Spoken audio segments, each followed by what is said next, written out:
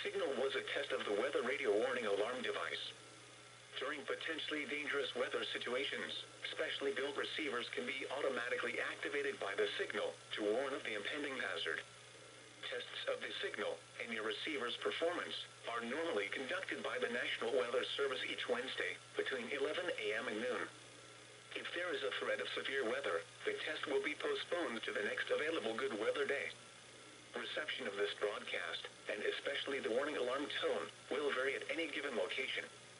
This variability, normally more noticeable at greater distances from the transmitter, can occur even though you are using a good quality receiver in good working order.